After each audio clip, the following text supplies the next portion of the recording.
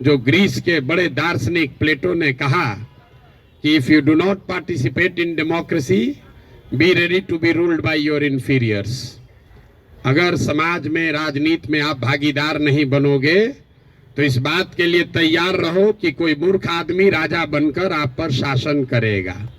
तो बिहार की जो दुर्दशा है वो इसीलिए है कि आप चाहे डॉक्टर हैं या व्यवसायी, अपने आप को सो कॉल्ड प्रबुद्ध कहने वाले लोगों ने राजनीति और राजनीति करने वाले व्यवस्था से अपने आप को अलग कर लिया है।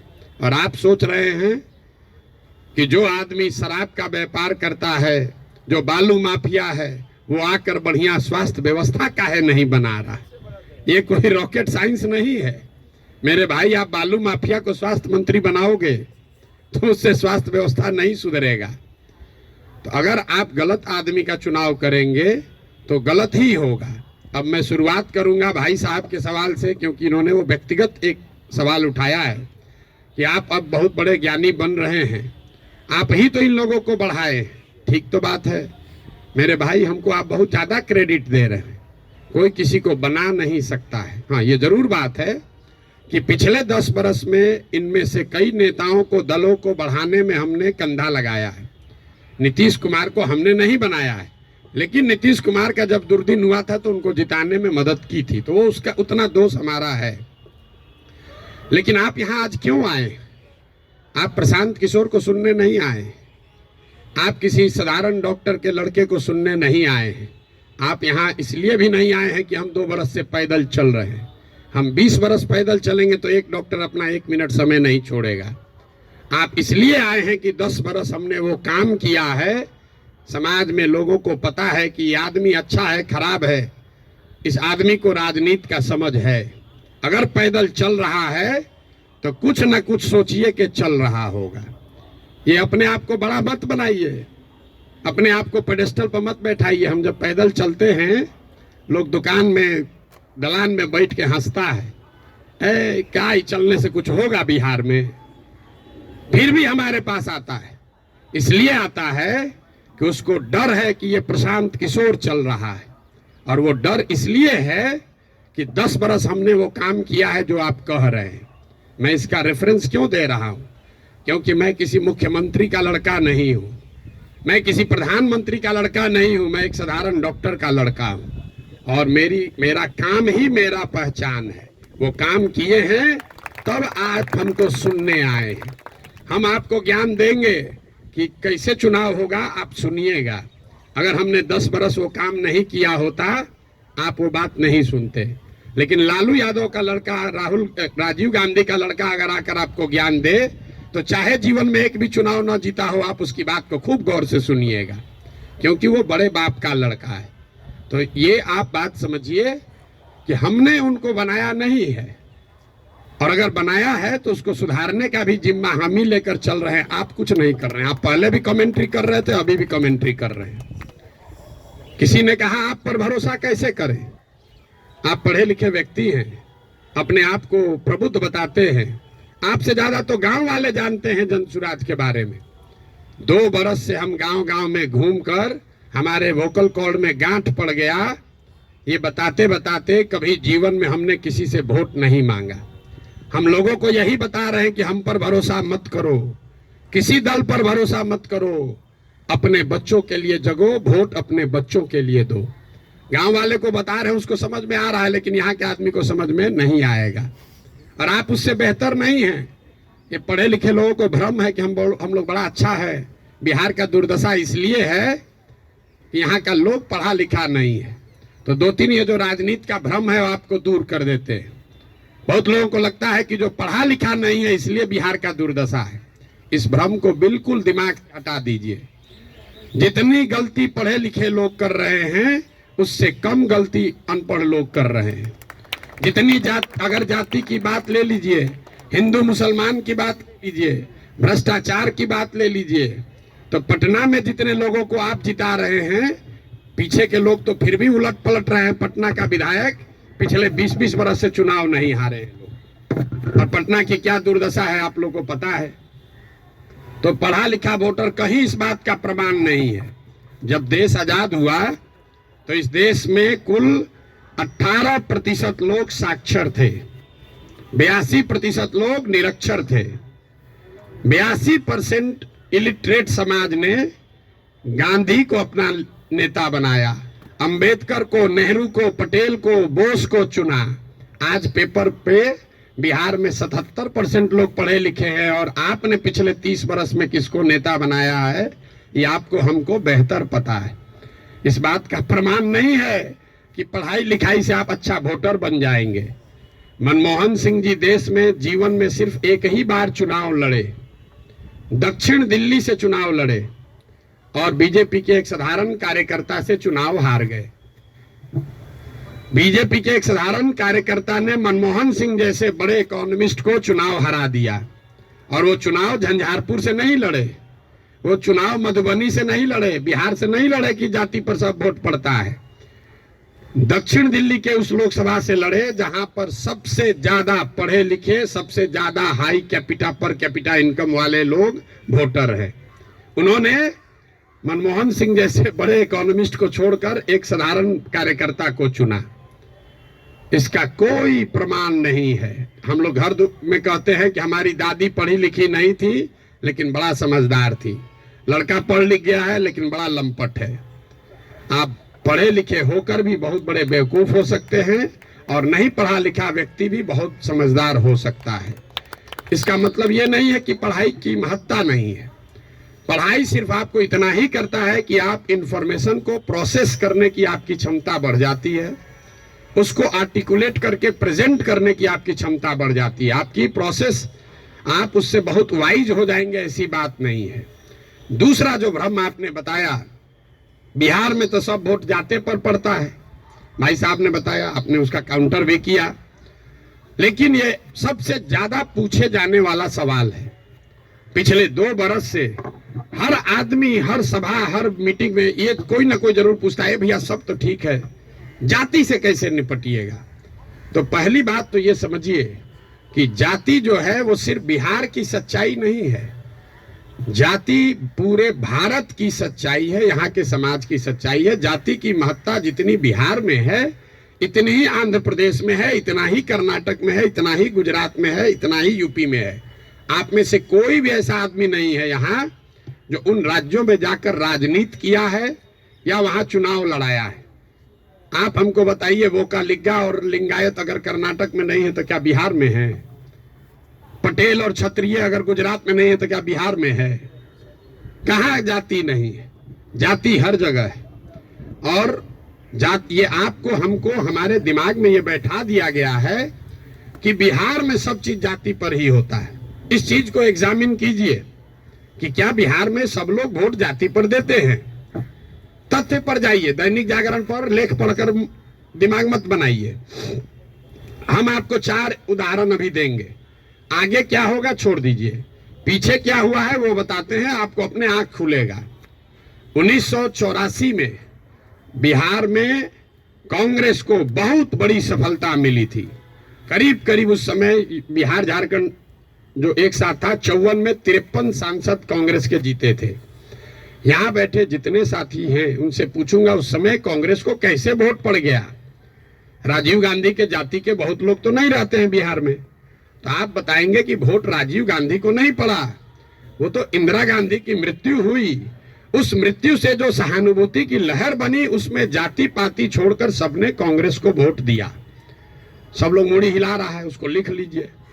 फिर पूछेंगे 1989 में इसी बिहार में क्या हुआ, बीपी सिंह जी के नेतृत्व में कैसे पूरा जनता दल बिहार जीत गया। आप में से ज्यादातर लोग बताएंगे कि जनता दल को वोट नहीं पड़ा, वोट उस समय पड़ा बोफोर्स के नाम पर। बहुत बड़ा एक माहौल बन गया था भ्रष्टाचार के खिलाफ।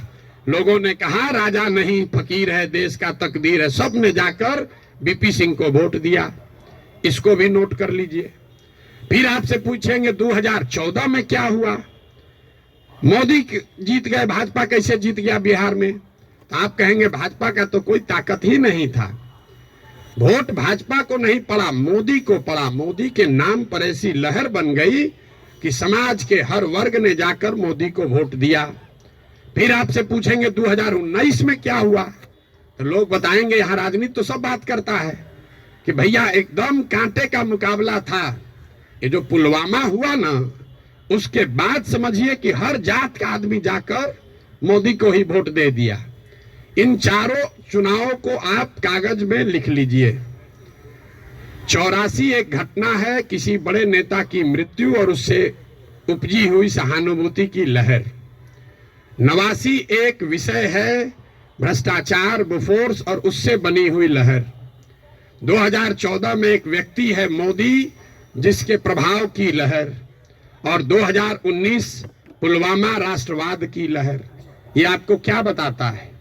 अगर कोई व्यक्ति, अगर कोई विषय, अगर कोई घटना, अगर कोई विचारधारा समाज के इमेजिनेशन को कैप्चर कर ले, तो समाज में ये ताकत है कि वो जातियों से ऊपर उठकर वोट करता रहा है। आगे करेगा कि नहीं छोड़ दीजिए, करता रहा है। फिर भी आपको लग रहा है कि ना भैया यहाँ तो जातीय पर होता है, आप क्या एग्जाम्पल दे रहे हैं? तो हम आपको बता रहे हैं आपको क्यों लगता है। हमने कई चुनावों का उदाहरण आपको नहीं दिया, 4 ही का दिए।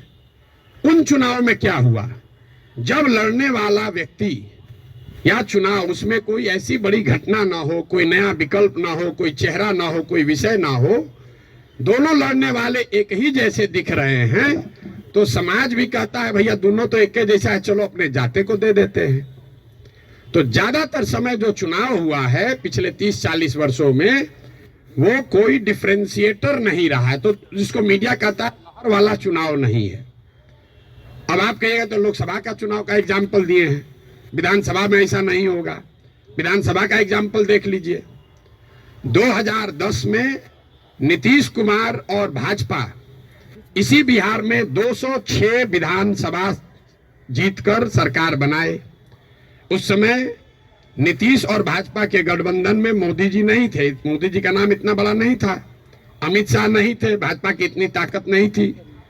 उनके सामने उनका मुकाबला था लालू जी के गठबंधन से, जिसमें लालू जी थे, कांग्रेस थी और रामविलास पासवान जी थे। लालू जी की ताकत आज के तेजस्वी यादव से तो निश्चित तौर पर ज्यादा थी 2009 में।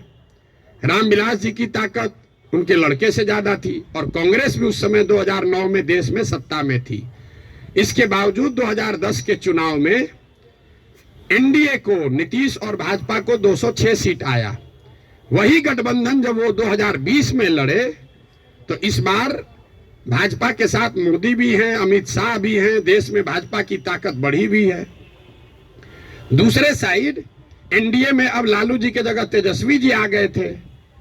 रामविलास जी का दल तो उस गठबंधन में था ही नहीं और कांग्रेस की भी ताकत कमी हुई। लेकिन एनडीए गठबंधन को 125 सीट भी मिलने में दम निकल गया। क्यों? क्या एनडीए को वोट देने वाले सारे जाति के लोग बिहार छोड़कर चले गए? नहीं। ऐसा इसलिए हुआ कि 2005 से लेकर 2009 की जो पहली सरकार नीतीश की चली थी, समाज का हर वर्ग ये समझता था कि नहीं, इसमें कुछ न कुछ काम हुआ है। तो जातीय समीकरण भी था और काम भी था, तो 206 सीट आया। लेकिन उसी बिहार में जब नीतीश का काम खराब हुआ, तो उसी एनडीए गठबंधन को 125 सीट आया। आपको लोकसभा का उदाहरण दिया, विधानसभा का उदाहरण दिया, अब आपको मुखिया का उदाहरण दे देते। पिछले बार मुखिया के चुनाव में बिहार में 80% मुखिया चुनाव हार गया है, 80%। और वार्ड सदस्य करीब करीब 95%। सब लोग अपने जाति से जीत कर आए थे। कैसे हार गए चुनाव? ये भ्रम मत पालिए कि जाति से ही सब होता है। अगर सिर्फ जाति से, फिर कहेगा भैया कैसे आप हो सकता है? बिहार में नीतीश कुमार के जाति के कितने लोग रहते हैं? 2-2.5% रहते होंगे। लालू जी के जाति के कितने लोग रहते हैं? 15% लोग रहते हैं। आप पूरे भारतवर्ष में जो कहीं भी जहां भी मुख्यमंत्री है, आंख बंद करके जाके देख लीजिएगा, कोई भी ऐसा आदमी किसी राज्य में मुख्यमंत्री नहीं है जो वहां के जाति की, जिसके जाति की संख्या सबसे ज्यादा है। ये उल्टा चलता है। ये आपको हमको लगता है कि जिसका जाति संख्या ज्यादा रहेगा मुख्यमंत्री बन जाएगा। जिसकी जाति की संख्या सबसे ज्यादा हो, उस जाति के आदमी को वो राज्य जीतना करीब करीब इम्पॉसिबल है, नहीं जीत सकता है। क्योंकि उस जाति से दूसरे समाज के लोग डरते हैं। वो सोचता है ये आएगा तो सब कब्जा कर लेगा, तो उसके खिलाफ कंसोलिडेशन भी होता है। आप यही नहीं, बंगाल देख लीजिए, यूपी देख लीजिए, तेलंगाना देख लीजिए, आंध्र देख लीजिए। आंध्र प्रदेश में भी नायडू जीत कर आए, कंबक कम्युनिटी के हैं, उसकी जाति की संख्या 6% है। बगल में योगी जी हैं, राजपूतों की संख्या 4% है। उसके बगल में मध्य प्रदेश में यादव जी हैं, उनकी संख्या 5% से कम है। राजस्थान देख लीजिए, आप कहिए वो तो भाजपा का है, जितना रीजनल पार्टी है सबका उठाकर देख लीजिए, कहीं पर भी जिस जाति की संख्या सबसे ज्यादा है उसका नेता मुख्यमंत्री नहीं है।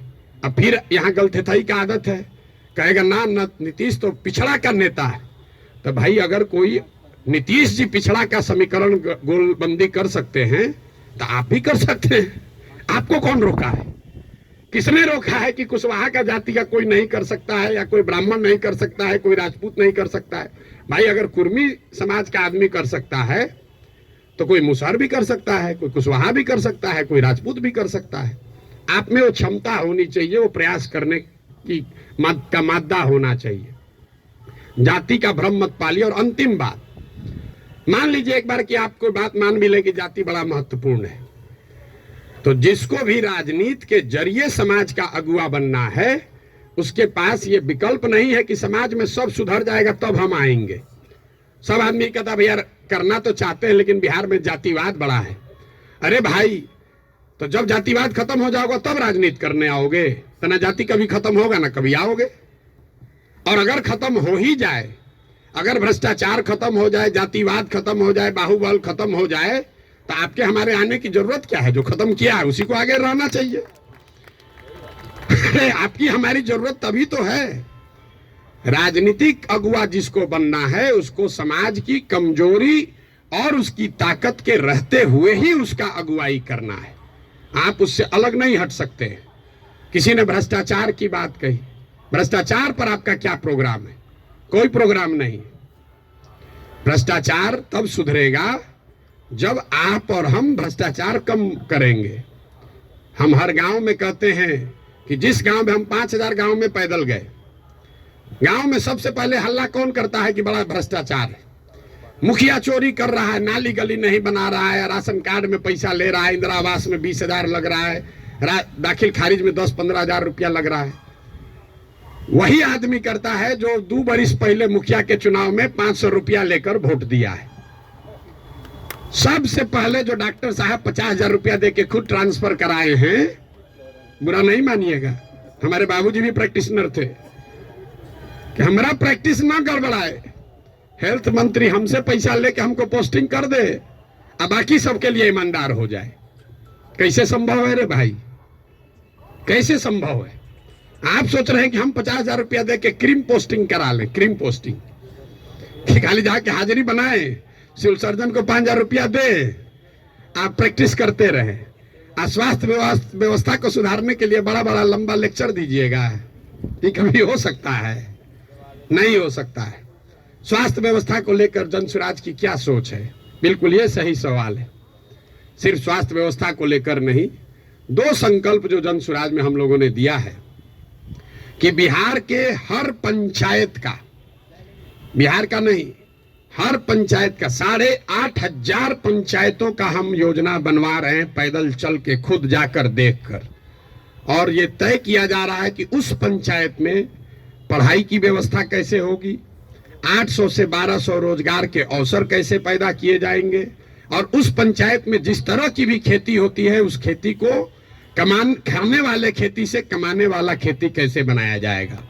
ये 8,500 कार्यक्रम, 8,500 डॉक्यूमेंट जारी करेंगे। आप में से ज्यादातर लोगों को पढ़ने का भी समय नहीं होगा, लेकिन 8,500 पंचायतों का अलग अलग योजना बनाकर जारी करेंगे चुनाव से पहले। उसके साथ साथ बिहार के विकास के लिए जो 10 महत्वपूर्ण पहलू हैं उसमें स्वास्थ्य भी इंक्लूडेड है, उस पर भी 10 साल का विजन डॉक्यूमेंट बनाकर आपको चुनाव से पहले जारी करेंगे। ये बताएंगे कि बिहार में स्वास्थ्य की व्यवस्था को कैसे सुधारा जाए। आप उसको पढ़िए, समझिए, कुछ योगदान देना है योगदान भी दीजिए, सुझाव भी दीजिए, और अगर ठीक लगे तो अच्छा तब अपनाइए, हमारे कहने पर मत जाइए। अब आप कहिएगा कि अभी काहे नहीं जारी किए हैं? अभी इसलिए नहीं जारी किए हैं कि अगर अभी हम वो योजना जारी कर दें तो वो मेरी सोच होगी, उसमें आपकी और बिहार के लोगों की सोच समाहित नहीं है। पहले गांव गांव जाकर देखकर ये समझ रहे हैं, लोगों से पूछ रहे हैं कि क्या करना पड़ेगा। ज्यादातर आदमी क्या नया क्या देख लीजिएगा इसमें, हम आपको बता रहे हैं नया क्या देख लेंगे। हम भी बिहार के सरकारी स्कूल में पढ़े हैं, हमने अपने बाबूजी के क्लिनिक में देखा है 100 रुपया के मोनोसेफ नहीं खरीद पाने के वजह से इनके फ्लाइटिस के पेशेंट हाथ जोड़ के कहते हैं भैया मर जाए, लेकिन अब हम कुछ नहीं कर सकते, घर में कुछ नहीं बचा है, 100 रुपया। तो हमको उसकी समझ है, लेकिन इसके बावजूद जब हम 2 बरस से चल रहे हैं पैदल, तो जो गरीबी, जो बदहाली, जो कष्ट मैंने जमीन पर देखा है, इसका मुझे कभी अंदाजा नहीं था। हम संयुक्त राष्ट्र संघ में पब्लिक हेल्थ में ही 10 बरस काम किए हैं, यहाँ राजनीति में से भी जुड़े रहे, लेकिन जितनी गरीबी बदहाली हम अपनी आंखों से देख रहे हैं, ये आंकड़ों से दिखने वाली गरीबी से कहीं ज्यादा है। आपने कुपोषण की बात कही, यहाँ सब डॉक्टर बैठे हुए हैं, आप में से ज्यादातर आदमी ऐसे होंगे जो शायद ही कोई 10 से ज्यादा हीमोग्लोबिन वाली महिला आपको देखते होंगे। यहाँ हम लोग जो एक स्टडी करा रहे हैं, देखते हैं, आप देखिएगा कल से ध्यान से, गांव में कहीं जाइए, 55-60 साल से ज्यादा उम्र की कोई महिला आपको सीधी खड़ी नहीं दिखेगी, सब बेंड हो गई है ऊपर से। तो न्यूट्रिशन, आप न्यूट्रिशन समझते अगर हैं, आप लोग तो डॉक्टर हैं, तो आपको पता है कि लंबे समय तक हीमोग्लोबिन के कमी की वजह से और ग्रोइंग एज में कैल्शियम नहीं मिलने की वजह से बोन का स्ट्रक्चर इतना कमजोर है कि समय से पहले वो बेंड होने लगता है। ये जब आप गांव में चलिएगा तो देखिएगा, 5 फीट 4 इंच से ज्यादा, 5 फीट 5 इंच से ज्यादा उम्र हाइट की कोई महिला आपको दिखने वाली नहीं है। आपने ठीक कहा, न्यूट्रिशन कोई वन शॉट सॉल्यूशन नहीं है, एंड इंटरजेनरेशनल प्रॉब्लम है। जिस मोदी जी के किताब पेपर की आप बात कर रहे हैं, एक आंकड़ा आपको दे रहा हूं, आज से 300 साल पहले यूरोप में लोगों की एवरेज हाइट भारत में लोगों के एवरेज हाइट से 1.4 इंच कम होती थी। अब यूरोप में 300 साल में on an average 1.6 inch Bharat से ज्यादा हो गई है। 300 वर्ष में करीब करीब 3 इंच लंबाई का असर पड़ गया है। और दुनिया भर में जो डेवलपमेंटल इकोनॉमिक्स पढ़ते हैं उनको मालूम है कि हाइट और लाइफ टर्म अर्निंग में डायरेक्ट कोरिलेशन है। The taller you are more likely to earn higher income and wages than those who are not. इसका मतलब ये नहीं कि जिसका हाइट कम है पैसा कम कमा रहा है, तुरंत लोग गणना करने लगेगा कि तो बड़ा नाटा आदमी को देखें बड़ा पैसा कमा रहा है। Height is a reflection of your overall growth. अब डॉक्टर लोग को हम क्या बताएंगे, आपको समझ है, हाइट दिख रही है और ब्रेन का ग्रोथ आपको नहीं दिखता है। तो जो लंबे समय तक स्टडीज हुई हैं उसमें ये क्लियर बताया गया है कि हाइट और लाइफ टर्म अर्निंग, समाज के सोसाइटी में लाइफ टर्म अर्निंग का डायरेक्ट कोरिलेशन है। तो बिहार में ये परेशानी है, एक झटके में मेरे भाई साहब वो खत्म नहीं हो सकता है। यहाँ किसी ने पर कैपिटा इनकम की बात की, बिहार में पर कैपिटा इनकम है 35,000 रुपया। देश में प्रति व्यक्ति आय है करीब करीब 1,34,000। बिहार का प्रति व्यक्ति आय है 35,000 रुपया सालाना। उसमें अगर पटना और बेगूसराय को हटा दीजिएगा तो ये प्रति व्यक्ति आय घट के हो जाएगा 22,000 रुपया। 22,000 को जरा 365 से डिवाइड कर दीजिए, देखिए कि दिन में कितना हुआ। 100 में 80 आदमी यहाँ दिन में 100 रुपया भी नहीं कमा रहा है। आप किस न्यूट्रिशन की बात करेंगे। मुझे एक लड़का मिला, उसको हम लोग कैंप में शाम में खाना खिलाते हैं, जो लड़के आते हैं, बहुत ज्यादा खा रहा था। तो उसको ऐसे बुला के पूछे, बेटा ये इतना रोज खाते हो? बोला सर आज तक जीवन में ऐसा हुआ ही नहीं कि हम खाना खत्म कर लिए और तसली में अभी चावल बाकी है। आज तक ऐसा जीवन में नहीं हुआ कि हमारा पेट भर गया हो और चावल अभी तसली में बाकी है। जो जितना खाना है उसी से पेट भरना है। आप न्यूट्रिशन की क्या बात करेंगे। इन बातों की चर्चा आपने ठीक कहा जनसुराज में नहीं करते। क्या करें, उसको जो सीधी बात बता रहे हैं कि 100 रुपया नहीं कमा रहे हो ये समझे में नहीं आ रहा है, तो उसको कैल्शियम और हेमोग्लोबिन का कमी बताएंगे तो उसको बुझाएगा। हमको उसको उस भाषा में समझाना है जो उसको समझ में आए। आप बहुत बड़े ज्ञानी हैं, आप व्यवस्था को सुधारना चाहते हैं, सुधारिएगा तब ना, जब व्यवस्था में आइएगा तो व्यवस्था में आने के लिए आपको उस भाषा का, उस विषय का, उस तरीके का इस्तेमाल करना है ताकि आप व्यवस्था में चुनकर आए, तभी तो ये बनेगी बात। किसी ने कहा आम आदमी पार्टी की तुलना, आपको एक पैसे भी समझ नहीं है कि जन सुराज क्या है और आम आदमी पार्टी क्या है। आम आदमी पार्टी आंदोलन से निकली हुई एक पॉलिटिकल व्यवस्था है और जन सुराज में प्रशांत किशोर का, जन सुराज का आंदोलनों में कोई यकीन नहीं है। हम रोज ये बात कम से कम 100 दफे कह चुके हैं। जन सुराज आंदोलन नहीं है, इसको जेपी के आंदोलन से कंपेयर मत कीजिए और इसको आम आदमी पार्टी के आंदोलन से कंपेयर मत कीजिए, क्योंकि आंदोलन है ही नहीं। क्यों नहीं है? हमको लोग आगे कहता है भैया आंदोलन कीजिए उससे बिहार सुधरेगा। मेरा आंदोलनों में कोई यकीन नहीं है, क्योंकि मानव सभ्यता का इतिहास आपको बताता है, पूरे दुनिया का, बिहार का, भारत का नहीं, पूरे दुनिया का मानव सभ्यता का इतिहास ये आपको बताएगा कि आज तक किसी भी आंदोलन से, फ्रांस की क्रांति को अगर आप अपवाद के तौर पर हटा दीजिए तो किसी भी रेवोल्यूशन से, आंदोलन से कभी समाज का भला नहीं हुआ है। आंदोलन और रेवोल्यूशन जो है वो किसी को सत्ता से हटा सकता है। वो तेज हथियार है जिससे आप बड़े से बड़े वृक्ष को काट सकते हैं, उससे आप नए समाज का निर्माण नहीं कर सकते। भाई साहब खड़ा होकर जेपी का आंदोलन का एक उदाहरण दे रहे थे। मेरे भाई, जेपी का आंदोलन कहाँ कहा गया है? आप तो जेपी के आंदोलन में शायद जुड़े हुए हैं, आपने दावा किया। जेपी के आंदोलन में कहाँ कहा गया है कि बिहार को सुधारा जाएगा? जेपी के आंदोलन का नारा था संपूर्ण क्रांति, इंदिरा गांधी को हटाओ। तो उस आंदोलन की, क्रांति की इतनी ताकत थी, इंदिरा गांधी को हटा दिए। नया व्यवस्था बनाने की बात कहां कही गई थी? अरविंद केजरीवाल या आम आदमी पार्टी ने नई व्यवस्था की बात कहां कही? उन्होंने कहा भ्रष्टाचार हटाओ। हम तो नहीं कह रहे भ्रष्टाचार हटाओ, क्योंकि दुनिया में कहीं इसका कोई प्रमाण नहीं है कि कोई एक कानून बनाकर आप भ्रष्टाचार खत्म कर देंगे। ये तो सतत प्रक्रिया है। जिन देशों ने भ्रष्टाचार पर अंकुश लगाया है, दुनिया में सबसे ईमानदार देश कौन है? जो स्कैंडिनेवियन कंट्रीज हैं, फिनलैंड, स्वीडन, नॉर्वे, डेनमार्क, वहां जाइएगा, वहां करप्शन मिनिमम है। आप जाकर उसका अध्ययन कीजिए कि वहां कैसे करप्शन कम हुआ। वहां अरविंद केजरीवाल थोड़े पैदा हुए थे, वहां जन्म लोकपाल करके कोई विधायक नहीं पारित हुआ। वहां भ्रष्टाचार 4 तरीके से कम हुआ है। पहला, समाज में ये जागृति बनी लंबे समय में कि अच्छे और स्वच्छ लोगों का चुनाव करो, मतलब इलेक्टोरल प्रोसेस को जहां तक हो सके उसको स्वच्छ बनाया गया। आप में से कुछ लोग सोशल मीडिया पर अभी देखे होंगे, नीदरलैंड्स का प्रधानमंत्री अभी आज से करीब 2 हफ्ते पहले 12 बरस प्रधानमंत्री रहने के बाद हटा है, तो वो साइकिल से अपने घर से अकेले निकल रहा है। तो वहां की समाज ने ये व्यवस्था बनाई कि स्वच्छ लोग स्वच्छ तरीके से वोट करें, स्वच्छ लोगों को चुने। दूसरा उन्होंने क्या किया? उन्होंने बहुत बड़े स्तर पर जन भागीदारी, लोकतंत्र को समाज में उतारा। सिर्फ सरकार चुनने की व्यवस्था को लोकतंत्र नहीं बनाया, जो सरकार के नीतिगत फैसले हैं उसमें समाज की भागीदारी करी। और चौथा, बहुत बड़े स्तर पर टेक्नोलॉजी का इस्तेमाल हुआ है।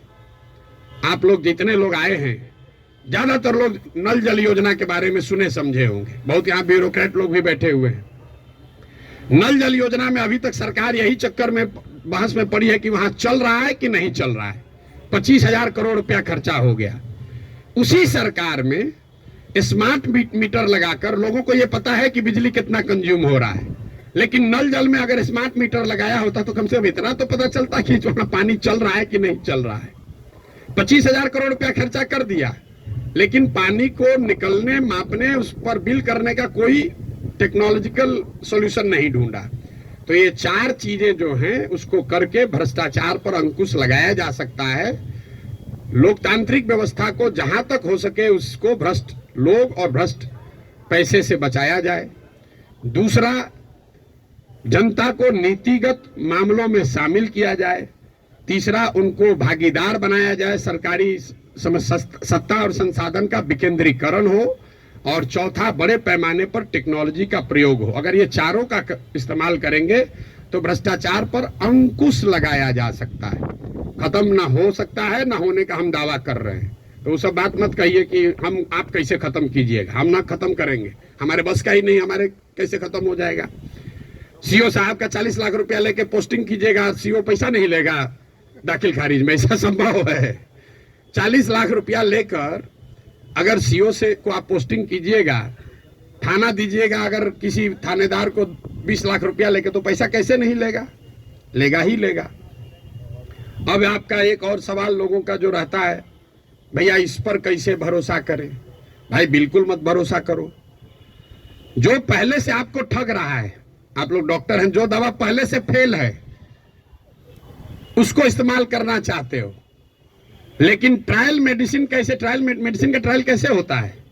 आपको मालूम है कि इसकी 100% गारंटी नहीं है, लेकिन फिर भी कहते हैं अच्छा पेशेंट मर रहा है, उसका कंसेंट लेकर आप ट्रायल मेडिसिन देते हैं कि 20% भी चांस अगर कहीं लग गया तो ठीक हो जाएगा। आप जनसुराज को वही ट्रायल मेडिसिन ही समझ लीजिए।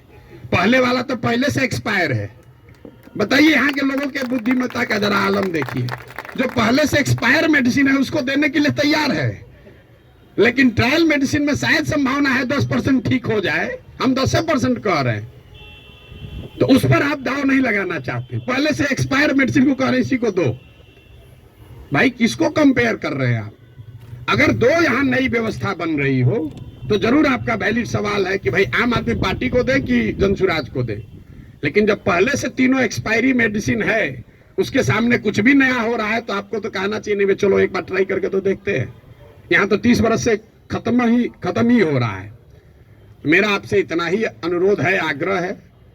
आपने ड्राइंग रूम में रहकर बहुत बात कर ली, अपने चैम्बर में रहकर बहुत बात कर लिया, आप समाज की चिंता करने वाले लोग हैं, लेकिन इसी अव्यवस्थित समाज से आपने अपने और अपने परिवार के लिए कुछ कर लिया है। अब ये समय है कि थोड़ा ही सही कुछ ना कुछ अपने इस मिट्टी के लिए, अपने समाज के लिए वापस कीजिए। प्रशांत किशोर पर भरोसा मत कीजिए। हम करें, आप करें, हमारे बच्चे करें, आज हो या 20 वर्ष के बाद हो, करना तो किसी न किसी बिहार के आदमी को ही पड़ेगा। ये बात आप गांठ बांध लीजिए। कोई तमिलनाडु से आकर बिहार की व्यवस्था सुधारने वाला नहीं है।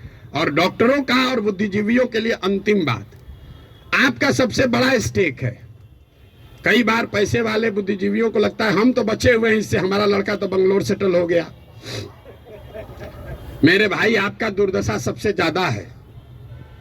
जो गरीब है उसका बच्चा तो फिर भी छठ उठ में आ जा रहा है, ट्रेन में धक्का खा के भी।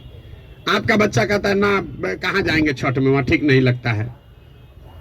जो गरीब है वो बूढ़ा होगा, वापस अपने घर में आएगा, क्योंकि उसको बॉम्बे बेंगलोर रहने का साधन नहीं है। लेकिन आपके बच्चे जिसके लिए आप अभी 18 घंटा काम कर रहे हैं, जैसे हमारे बाबूजी किए, आपके बच्चे बिहार वापस लौट कर आने वाले नहीं है। अगर जहाज डूबेगा तो उसमें बैठा हुआ हर व्यक्ति डूबेगा। हमारे बाबूजी भी 12 घंटा, कभी संडे को भी छुट्टी नहीं लिए, रात दिन लगे रहे, घर बना रहे हैं, हमारा बेटा रहेगा यहाँ, हमारा पतोह रहेगा यहाँ, हमारा लिविंग रूम रहेगा। आज ही कोई आदमी आया था, भैया 4 बरस से आप घर नहीं गए, वहाँ बक्सर में मेरा घर है, सासाराम में भी घर है, 4 बरस से वहाँ कोई दिया बत्ती जलाने वाला भी नहीं है। और हम तो 4 बरस से छोड़े, हमारा लड़का अगले 40 बरस नहीं आएगा, चाहे हम में जितना। ये देखिए जिसका घर है, इनके बच्चे यहाँ नहीं है।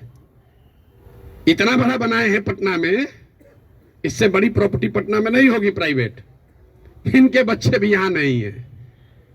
अगर बिहार में वो व्यवस्था होती तो इस घर को बनाने वाले लोग भी यहाँ रहते। इस घर का ये बहुत बड़ा एग्जाम्पल है। अब देखिए इसकी दशा, जब इनके बच्चे यहाँ आकर नहीं रह रहे हैं, तो आप जो अपना मेहनत कर रहे हैं बेगूसराय में, मुजफ्फरपुर में, औराई में, कटिहार में, मेरे भाई कुछ नहीं बचेगा।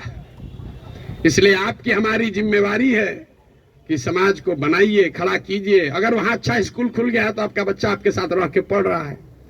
अगर यहाँ अच्छी व्यवस्था हो जाएगी तो शायद आपका बच्चा आपके साथ नौकरी करते हुए बिहार में रहेगा, वरना जड़ ही खत्म हो जाएगा। हम गांव में चलते हैं, देखते हैं जितने बड़े घर पुराने बने हैं सब करीब करीब भूत बंगला बन गया है, ढह कर खंडहर हो गया है। तो ये प्रबुद्धों को समझने सोचने का समय है। एक अवसर अगर मिला है, आपके पास जो भी क्षमता है, जिस तरीके से भी, कुछ नहीं है, आप कम से कम मन से आशीर्वाद तो दीजिए। सवाल क्या कर रहे हैं?